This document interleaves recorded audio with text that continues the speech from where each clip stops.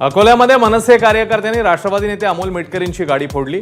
राज ठाकरेंवर केलेल्या टीकेमुळे मनसैनिक आक्रमक, तर धमक्यांना भीक घालत नाही, मिटकरींची प्रतिक्रिया। वरळीमध्ये ठाकरे गट आणि मनसे कार्यकर्त्यांमध्ये राडा। जांभोरी मैदानातील अनधिकृत बांधकामावरून दोन्ही पक्षांचे कार्यकर्ते भिडले।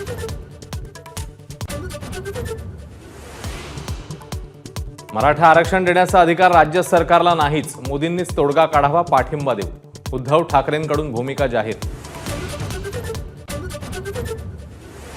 मराठा क्रांती ठोक मोर्चाच्या प्रतिनिधींची उद्धव ठाकरेंसोबत मातोश्रीवर चर्चा। आता पवार, शिंदे, फडणवीस, अजितदादांच्या घरासमोर आंदोलनाचा इशारा।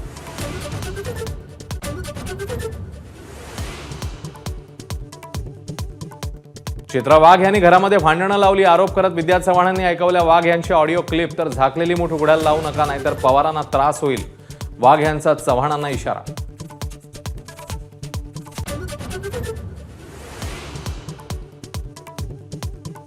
नाव आणि वेश बदलून दिल्लीवारी करताना अजितदादांनी सुरक्षेचे नियम धाब्यावर बसवले का?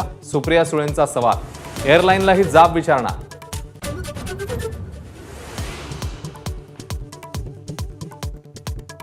उरणमधील यशश्री शिंदे हत्याकांड प्रकरणातील आरोपी दाऊद शेखला उरण पोलिसांकडून अटक। लवकरच कलबुर्गीतून नवी मुंबईत आणणार।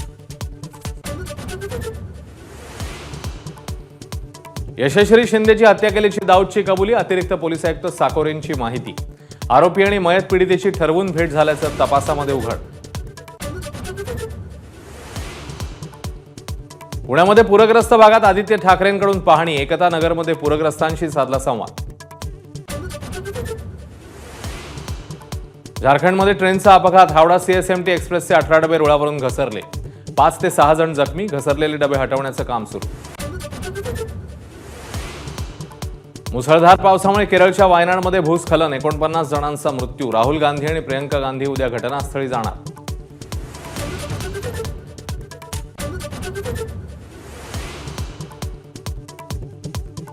पॅरिस ऑलिम्पिकमध्ये भारताला दुसरं कांस्य पदक। नेमबाज मनू भाकर सरबजोत जोडीने केली पदक कमाई। एकाच ऑलिम्पिकमध्ये 2 पदकं जिंकणारी मनू भाकर पहिली भारतीय।